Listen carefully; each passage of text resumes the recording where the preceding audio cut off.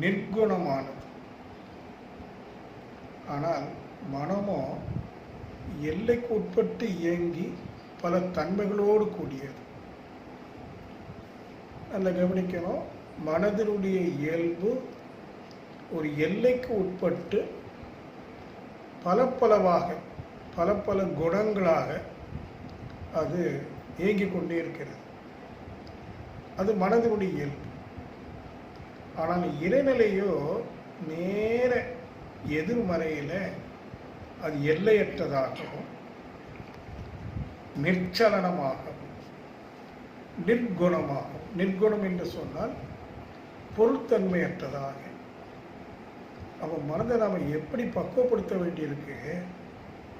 எல்லைக்கு உட்பட்டு இயங்குகிற மனதை எல்லையற்று இயங்கக்கூடியதாக முதல்ல அதற்கு ஒரு பயிற்சி. அதான் சக்திகளம். சக்திகளம் என்பது மிகப்பெரிய இயக்கக்களம். படிப்படியாக மனதை விரிக்கும். விரிப்பதற்கு முன்பு மனதை ஒடுக்குறோம். ஏன்னா தவத்தில் அமர்கிற போது மனம் செதறிக்கொண்டே இருக்கிறது. பல கடமைகளை முடித்து தவத்திற்கு அமர்கிறோம். கடமை ஆற்றுகிற போது மனம் செதறிக்கொண்டே இருந்தது. இப்போது தவத்திற்கு அமர்கிறோம், இன்னும் கொஞ்சம் செதறிட்டு தான் இருக்குது. அந்த செதறுகிற மனதை முதல்ல ஒருமுகப்படுத்த வேண்டும். கான்சென்ட்ரேட்டிவ் மைண்ட் என்று சொல்றோம், ஒருமுகப்படுத்துது. அப்போ மனம் கூர்மையான மனமாக, ஷார்ப்டு மைண்ட், ஒரு ஜஸ்ட் லைக் an arrow அப்படி வந்து நிற்கும் உச்சியில்.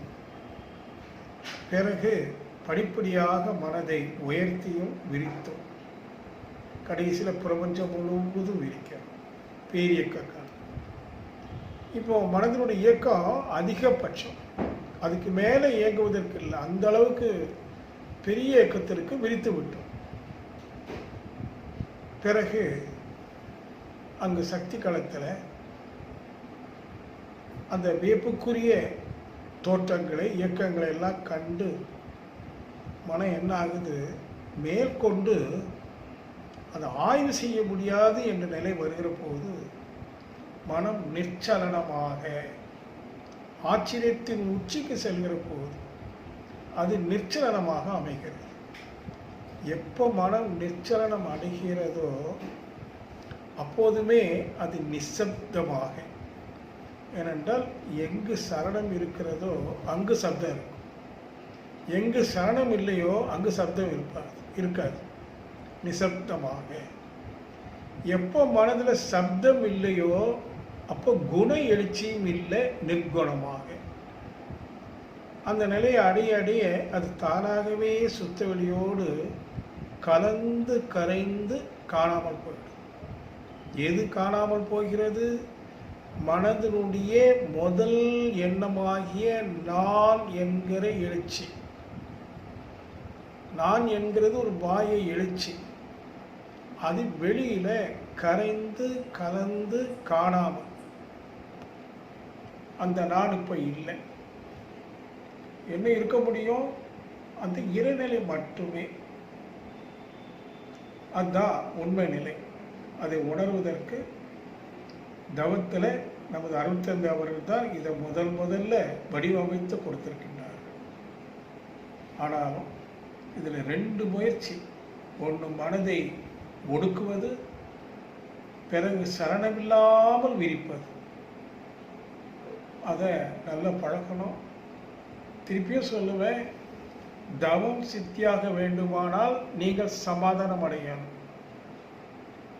பாருங்க, திருப்பி ஒவ்வொரு நாளும் அதை நான் சொல்றேன். காரணம், சமாதானம் அடையாதவர்களுக்கு இறைவன் இல்லை, கிடைக்க வாய்ப்பு இல்லை. ஆனால் மிக எளிது இறை வாய்ப்பு. ஒரே தகுதி சமாதானம். அப்போ அதுக்குரிய சிந்தனைகளை நம்ம பல கோணங்களில் நம்ம நிறைய வாட்டி பேசியிருக்கிறோம். நாம் அதை செயல்படுத்தணும். ஏனென்றால் காலை முதல் இரவு வரைக்கும் நம்ம நிறைய விஷயங்களில் ஈடுபடுகிறோம், பேசுகிறோம். எதிர்பார்க்க வேண்டாம் என்று சொன்னால் கூட எதிர்பார்ப்பு வருது. அங்கே உடனே டென்ஷன் ஆகுது. ஏன்னா அது மனதினுடைய நேச்சர். அப்போ அந்த மாதிரி வந்த பிறகு உடனுடன் சமாதானப்படுத்தணும். சில நேரங்களில் அப்படி சமாதானப்படுத்தி வர்றதுனால அந்த இயல்பு, அந்த டென்ஷன் வரக்கூடிய அந்த க்ஷணமே அந்த டென்ஷனை போக்கக்கூடிய ஒரு காரியமும் உடனே நடக்குது. இன்றைக்கு கூட எனக்கு நிகழ்ந்தது ஒரு அரை மணி நேரத்துக்கு முன்னாடி. அதாவது அது ஒரு நிகழ்ச்சி தடைப்படக்கூடிய அளவுக்கு வருது. என்னடா என்ன பண்ணலாம் அப்படிங்கும்போது அது என்ன பண்ணுமோ அதுக்கு வேண்டிய ஆள் வர உடனே வித்தின் 1 செகண்ட். இதெல்லாம் இயற்கை பார்த்துக்கணும்.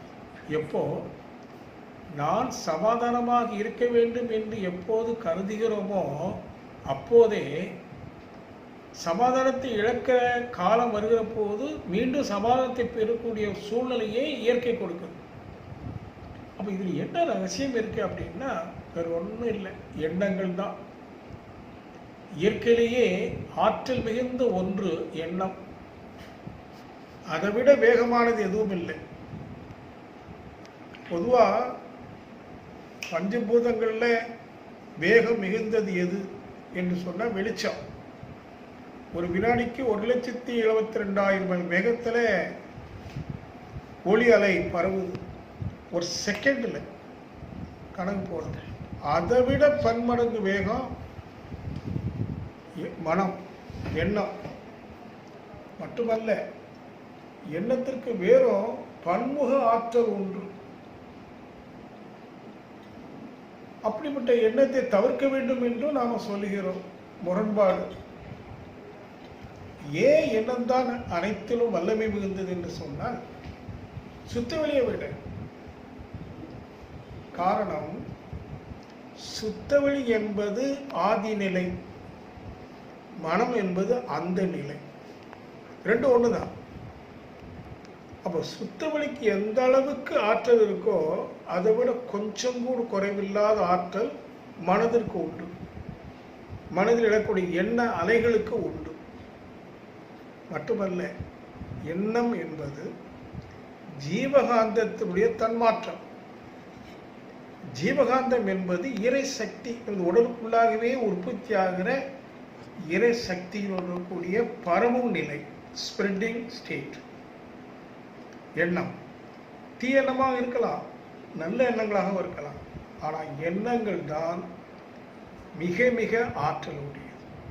இப்போ நம்ம எதை இப்போ ஒழுங்கு செய்யணும் அப்படின்னா, எண்ணங்களை ஒழுங்குபடுத்திட்டோம் அப்படின்னா காரியங்கள் எல்லாம் வெற்றிகரமாகவே முடியும்.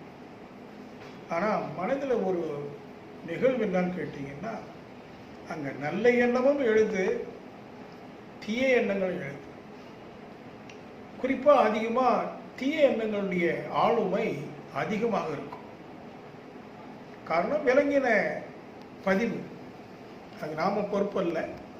விலங்கினத்தினுடைய அந்த குணம் அது பதிவாகி அதுவே உணர்ச்சி வேகத்தில் ஆளுமையாக இருக்கின்ற காரணத்தினால தீய எண்ணங்களின் ஆளுமை அதிகமாக இருக்கும். அப்போ நம்ம என்ன பண்ணிவிடணும், முதல்ல எண்ணத்தில் ஒரு அழுத்தம். என்ன, தீய எண்ணம் வந்தாலும் சரி, நல்ல எண்ணம் வந்தாலும் சரி, முதல்ல அதை நல்ல கவனிக்கக்கூடிய, இது தீயதா நல்லதா என்று பிரித்து பார்க்கக்கூடிய அளவுக்கு அதை கவனிக்கிற ஒரு ஆற்றல் வேண்டும். எண்ணத்தில் திண்ணமிடுங்க. சரி, அது தீயணம் என்று தெரிந்த உடனே அது எனக்கு தேவையில்லை என்கிற ஒரு எண்ணத்தை கொடுங்க. எழும்போதெல்லாம் கொடுங்க. ஏன்னா அடிக்கடி அதான் எழும். பொறாமை, பேராசை, புறங்கூறுதல், குறை காணுதல், இதெல்லாம் தீய எண்ணங்கள் தானே. அப்போ எவ்வளோ தீய எண்ணங்கள் எழுது. அப்போ அதுதான் எழும். அதுதான் அதிக பதிவில் இருக்கு. அது எழும்போதெல்லாம் இது எனக்கு வேண்டாம் வேண்டாம் வேண்டாம் என்று சொல்வதும் மனம். எண்ணம் எழும் இடமும் மனம். அப்போ மனதை கொண்டே மனதிற்கு ஒரு சஜஷன், ஆட்டோ சங்கல்பம் கொடுக்குறோம். நல்ல எண்ணங்கள் வந்ததும் அது எவ்வாறு செயல்படுத்தலாம் என்பதற்கு அதற்கு மனதை ஃபோக்கஸ் பண்ணுகிறோம். அப்படி செய்கிற போது காலகட்டத்தில் தீய எண்ணம் எழதான் செய்யும். ஆனால் அது செயலுக்கு வராமல் அறிவு பார்த்தோம். அப்போது நல்ல எண்ணங்களுக்கு வலு அதிகரிக்க ஆரம்பிக்குது. அது செயலுக்கு வந்து போகும். அப்போ ஒரு தவயோகி மட்டுமல்ல, சாதா மனிதர்கள் எழக்கூடிய எண்ணங்கள் கூட நிச்சயமா நிறைவேறும். எண்ணுதல் முடிதல் வேண்டும். பாரதி எந்த எண்ணமாக இருந்தாலும் அது முடிவுக்கு வரும். ஏன்னா அது எழுந்து விட்டது, அது ஓய்வதில்லை. ஒரு அலை எழுந்து விட்டது என்று சொன்னால் அது அலைந்து கொண்டே இருக்கும். எப்போ நிற்கும்? எங்கு நிலை இருக்கிறதோ, ஒரு அசைவற்ற இடம் இருக்குதோ, அங்குதான் அசைவு போய் நிற்கும். அப்போ எழக்கூடிய எண்ணங்கள் அது அலைந்து கொண்டே இருக்கும். அப்போ எண்ணுதல் முடிதல் வேண்டும். கட்டாயம் அது செயலுக்கு வரும், விளைவை தரும். ஆகினால ஜாக்கிரதையா பாரதி சொல்றாரு, நல்லனை எண்ணல் வேண்டும். அப்போ நல்லதை தேடி பிடிச்சு நம்ம அடிக்கடி அதே நினைத்து கொண்டிருந்தால் தீயெண்ணங்களின் வருகை குறைந்து விடும். அப்போ நல்லதையே எண்ணுவதற்கு என்ன வேணும் என்று சொன்னால் திண்ணிய நெஞ்சம். திண்ணிய நெஞ்சம் என்று சொன்னால், அதாவது ஆல்ஃபா மைண்டுன்னு வைத்துக் கொள்ளுங்களேன். மன அலை சூழல் வேகம் குறைவாக இருக்கணும். உணர்ச்சி நிலையிலிருந்து விழிப்பு நிலைக்கு வரணும். எப்போதும் சிந்தனை வேணும். உணர்ச்சி வயப்பட்டு செயல் புரிந்தால் என்ன நிகழும் என்று பழைய அனுபவம் சொல்லுது. ஏன்னா நம்முடைய செயலை நம்ம நியாயப்படுத்துவோம். நான் அப்படி பேசுனது சரிதான், அவங்க அப்படி பேசும்போது நான் இப்படி தானே பேசணும். ஏன்னா மனம் எதையும் நியாயப்படுத்தும். ஆனால் அமைதியாக இருக்கும்போது சிந்திக்கணும், அது நியாயம்தான் என்றாலும் கூட விளைவு என்ன விளைவு தருது? நட்பு போயிடுது இல்லை, பகையாகிறது இல்லை. நேற்று வரைக்கும் என்ன ஒரு நட்பு, அன்பு பாராட்டுதல், எவ்வளவு மகிழ்ச்சியான விஷயங்கள், அதெல்லாம் ஒரு க்ஷணத்தில் இழந்துட்டோமே. இது அமைதியான நிலையில் இதை பற்றி சிந்திக்கிற போது இனி இதே மாதிரி தவறு நிகழாமல் இருக்கக்கூடிய ஒரு விழிப்பு நிலை ஏற்படும். அதான் திண்ணிய நெஞ்சம். சரி, அந்த அளவுக்கு மனம் ஒடுங்கி உறுதி அடைவதற்கு அறிவு தெளிவாக இருக்கணுமே.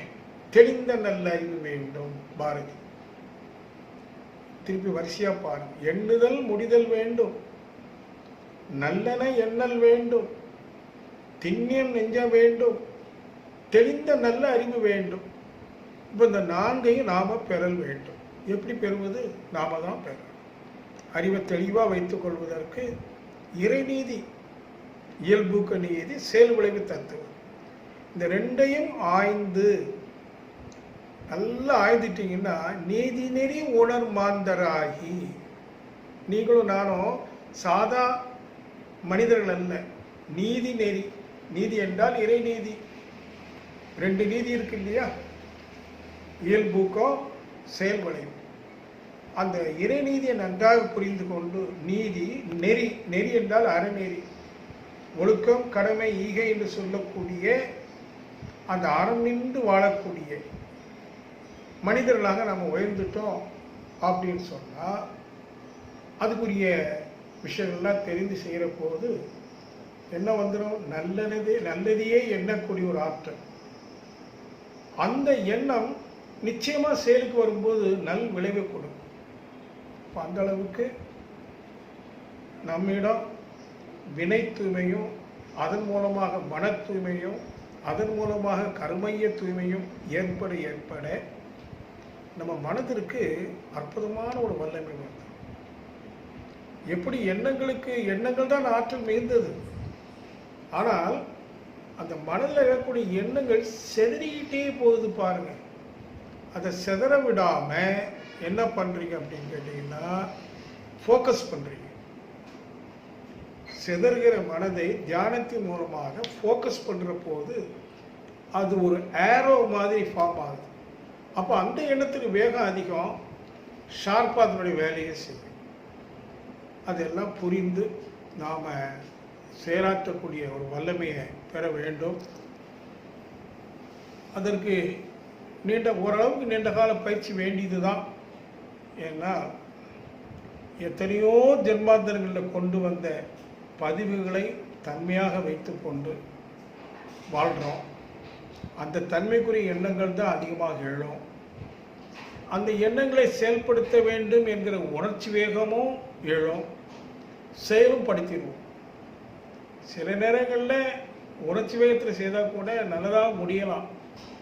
ஆனால் பெரும்பாலும் பார்த்தீங்கன்னா இறுதியில் துன்பமாக முடியும், ஆரம்பத்தில் இன்பமாக. அது மாதிரி என் வாழ்க்கையில் நிறைய இருக்குது. உணர்ச்சி வேகத்தில் நான் நிறைய நல்ல காரியங்கள் செய்திருக்கிறேன், இல்லைன்னு சொல்ல முடியாது. அதற்கு ஒரு நல்ல பலன்களும் இருந்தது. ஆனால் அல்டிமேட்டாக பார்க்குற போது கடைசியில் ஒரு மன வேதனையை தான் அது கொடுக்கும். அது நீங்கள் உங்கள் வாழ்க்கையில் கவனிக்கணும். ஏன்னா அந்த சமூகத்தில் மக்களுடைய நிலை என்னன்னா, திருவள்ளுவர் கூட ஒரு இடத்துல சொல்கிறார், என்ன பாய்க்காவியது, அதாவது அவங்கவுங்க பண்பறிந்து செய்யாமல் விட்டோம்னா நல்ல காரியங்கள் கூட பாதிப்பு ஏற்படுத்தும். திடீர்னு அது மறந்து போச்சு. அந்த குரல் நல்லா இருக்கும். நன்றாற்றில் உள்ளும் தவறுண்டா அவரவர் பண்பறிந்து ஆற்றாக்கடை. நல்ல கவனிங்க. நன்று ஆற்றல் உள்ளும் தவறுண்டா. நீங்கள் செய்யக்கூடிய நல்ல காரியங்களாக இருந்தாலும் கூட அங்கேயும் தவறு வரும். எப்போ என்றால், நீ யாருக்காக அந்த காரியத்தை செய்கிறீங்க, அவங்களுடைய பண்பறிந்து ஆற்றாக்கடை. ஆனால் நீங்கள் சமூகத்தில் மக்களுடைய நிலை எப்படி இருக்கு? பண்பு வித்தியாசமாக தான் இருக்கு. ஆகவே நீங்கள் நல்லது செய்யும்போது கூட ரொம்ப ஜாக்கிரதையாக செய்ய வேண்டியிருக்கு, விழிப்பு நிலையோடு செய்ய வேண்டியிருக்கு. சில இடத்துல இந்த இடத்துல நல்லது கூட செய்யாமல் இருப்பது நல்லதுன்னு ஒரு விழிப்பு கூட வரும். ஆனால் உணர்ச்சி வேகத்தில் அது வராது. இது என்னுடைய அனுபவம். உங்கள் அனுபவம் வேறு மாதிரி இருக்கலாம். என்னுடைய அனுபவம், அந்த நல்லதை செய்கிறோம் என்றாலும் கூட அது நல்லதை செய்யக்கூடிய ஒரு பண்பு என்னிடம் இல்லாமையும் இருக்கலாம். எந்த சமூகத்துக்கு செய்கிறோமோ அவங்கள்ட்டையும் இல்லாமல் இருக்கலாம். அப்போது கடைசியில் விளைவு என்னவா வரும்னு சொன்னால் ஒரு கசப்பு உணர்வு வரும். அதனால் எந்த காரியம் செய்கிறதா இருந்தாலும் முதல்ல விழிப்பு நிலையில் செய்து பழகணும். அவசரம் வேண்டியதில்லை.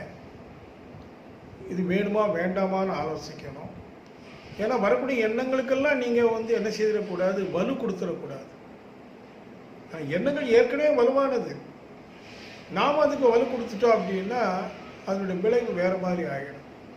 அப்போ அது தீயணம் என்று வந்துச்சுன்னு சொன்னால் அதுக்கு வலு கொடுக்காம அங்கே உடனே அதுக்கு ஒரு அருட்காப்பு கொடுத்து இதை நான் செய்ய மாட்டேன் என்கிற உறுதியான ஒரு மனசில் ஒரு சங்கல்பம் கொடுத்து இப்படி எல்லாம் பண்ணிகிட்டே வந்தோம்னு சொன்னால் எண்ணங்கள் அங்கே சீர்மைப்படுத்தப்படுது. அதுக்கு பிறகு வரக்கூடிய எண்ணங்கள் க்ஷணத்துக்கு க்ஷணம். இப்போ கூட நான் சொன்ன மாதிரி ஒரு 3/4 மணி நேரத்துக்கு முன்னாடி ஒரு நிகழ்வு தடை ஏற்பட்டு விடுமோ என்று உணர்ச்சி வயப்படுகிற அந்த க்ஷணம் இல்லை அப்படின்னு காட்டுது இன்னொரு நிகழ்ச்சி. அப்போது சரி, எண்ணம் அதில் திண்ணமிட்டான். நல்லது நடக்கணும்னு எண்ணத்தை விட்டுட்டோம். ஆனால் கெட்டது நடக்குமோன்னு ஒரு அச்சம் வர சமயத்தில் இல்லை எல்லாம் சரியாக போயிடும். அப்போ இந்த அனுபவம் கிடைக்க நமக்கு என்ன ஆயிடுதுன்னா ஒரு நம்பிக்கை வந்துடுது. இந்த எதன் அடிப்படையில் இந்த நம்பிக்கை என்று சொன்னால் இது மூட நம்பிக்கை இல்லை, அறிவு சார்ந்த நம்பிக்கை. என்னுடைய காந்த அலையும் வான்காந்த அலையும், வான்காந்தம் என்பது பிரம்மம், ஜீவகாந்தம் என்பது ஜீவசக்தி. அப்போ ஜீவசக்தியும் பிரம்மசக்தியும் இணைந்து பழக பிரம்ம எல்லாவற்றையும் பார்த்துக்கும். ஏன்னா ஜீவனில் குளறு வரும். ஏன்னா ஜீவனுடைய மையம், கருமையம் இன்னும் 100 சுத்தம் ஆகலையே. ஆகவே கொஞ்சம் இடர்பாடுகள் வரும். ஆனால் வான்காந்தம் பார்த்து. ஆகினால இந்த தவத்தில் நீங்கள் நல்லா புரிய வேண்டியது, நமது ஜீவகாந்த களம் தவத்தின் போது ஜீவகாந்தமாகவே எழுச்சி பெறும். அதை பிரணவ சரீரம் என்று சொல்றோம். அது பிரம்மத்தோட கலந்துக்கும். ஒருவேளை கலந்ததை நம்ம உணராமல் இருக்கலாம், ஆனால் அது தானாக நடக்கும். எப்படி ஒரு பொருளிலிருந்து அலை அழுத்தமாக அப்படியே வெளியேறி பிரபஞ்சம் முழுவது நிரம்புதோ, அது மாதிரி அதுவும் நம்ம உடல்ல இருந்தும் அது விரிஞ்சு போகும். பின்ன ஓரளவு நல்ல தவம் செய்து பழகிற போது எண்ணங்களின் எண்ணிக்கை குறைந்து வருகிற போது நாம் எங்கு வியாபித்து செல்லக்கூடிய ஒரு உணர்வு கொஞ்சம் நாச்சும் கிடைக்கும். அப்போ தொடர்பு ஏற்பட்டு போகும். எனக்கு இந்த நேரத்தில் யார் வந்து அங்கே எனக்கு ரொம்ப பயனுடையதாக இருக்குமோ அவர் வித்தின் நோ செகண்ட் வரார். எதிர்பார்த்த நேரத்துக்கு முன்னாடி வரார். ஏன்னா தடை வந்துருச்சு. அதுக்கு முன்னாடி அந்த தடையை போக்குவதற்கு யார் அனுப்பி விட்றா? பிரம்மம். ஸோ இந்த ஒரு அனுபவம் வந்துச்சுன்னு சொன்னால் பயப்பட வேண்டியதில்லை, கவலைப்பட வேண்டியதில்லை. எப்போதுமே காரியங்கள் செவ்வனே நடைபெறும் என்பதெல்லாம் நாம் எல்லோரும் புரிந்து எண்ணங்களை சீர்மைப்படுத்தி வாழ்க்கையில் சமாதானத்தை தக்க வைத்து இயற்கை பற்றிய சிந்தனையை உயர்த்தி கொண்டு அனைவரும் அறிவிலே முழுமையும் தெளிவும் பெறுவோம் என்று கூறி இன்றைய இந்த உரையை நிறைவு செய்கிறேன். நீங்களும் உங்கள் அன்பு குடும்ப உறுப்பினர்களும் வாழ்விலே எல்லா வளங்களும் பெற்று பல்லாண்டு பல்லாண்டு இனிதே வாழ்க வாழ்க வாழ்க வாழ்க வளம். நிறைவு செய்கிறேன்.